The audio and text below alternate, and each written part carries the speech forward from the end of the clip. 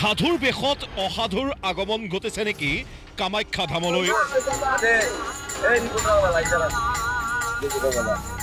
ভূতনাথ শ্মশানত সুৰাপাই অঘৰীৰ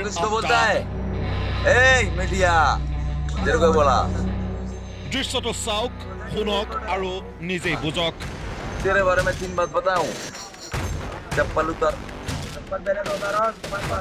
পূৰ্বেও নৰবলিৰ দৰে ভয়ংকৰ ঘটনা সংঘটিত হৈছিল ভূতনাথ শ্মশানত ঘটনাৰে জড়িত থকাৰ অভিযোগত ভূতনাথৰে পৰা গ্ৰেপ্তাৰ হৈছিল অঘৰী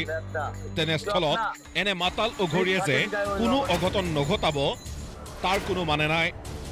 ইফালে অম্বুবাচী উপলক্ষে কামাখ্যা ধামলৈ অহা ভক্তিপ্ৰাণ ৰাইজক প্ৰবঞ্চনাৰ জাল পেলাইছে একাংশই ভামা নামৰ এটি মোবাইল এপৰ জৰিয়তে পূজা দিয়াৰ নামত বৰঙণি সংগ্ৰহ কৰিছে দুষ্ট চক্ৰই কাৰোবাৰ পৰা যদি 2000 আন কাৰোবাৰ পৰা 1500 টকাকৈ অনলাইন মাধ্যমত অতি সুসংগঠিতভাৱে সংগ্ৰহ কৰিছে দুষ্ট চক্ৰটোৱে এই চক্ৰৰ বিৰুদ্ধে এতিয়া আৰক্ষীৰ কাষ চাপিছে মন্দিৰ পৰিচালনা সমিতি वार्निंग हिसाबत আমি জনাইছো যে ইতিমধ্যে তেওঁলোকৰ লগত কথা হৈছে যে অতি শীঘ্ৰে তেওঁলোকে এটো বন্ধ কৰিব লাগে কাৰণ কামাখ্যাৰ নামত যেটো পূজা যে কামাখ্যাৰ নামত যেটো আমাৰ হে আছে সেইটো সম্পূৰ্ণভাৱে নষ্ট কৰাৰ এটা মানে বিহিত ব্যৱস্থা লৈছে তেওঁলোকে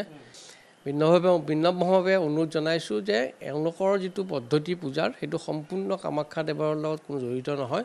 তেওঁলোকে একপক্ষীয়ভাৱে নিজা এটা তেনেকুৱা ধৰণৰ অপপ্ৰচাৰ কৰি তেওঁলোকৰ পূজাৰ মাধ্যম চলাব বিচাৰিছে আমি তাত সম্পূৰ্ণ বিৰোধী এইটো কামাখ্যা দেৱলৰ পৰা কোনো ধৰণৰ ব্যৱস্থা গ্ৰহণ কৰা হোৱা নাই শক্তিপীঠত ভক্তিৰ নামত চলা এনে অসাধু ব্যৱসায়ৰ বিৰুদ্ধে প্ৰশাসনে এতিয়া কেনে ব্যৱস্থা গ্ৰহণ কৰে হিয়াও হ'ব লক্ষণীয় ব্যুৰ ৰিপৰ্ট প্ৰতিদিন টাইম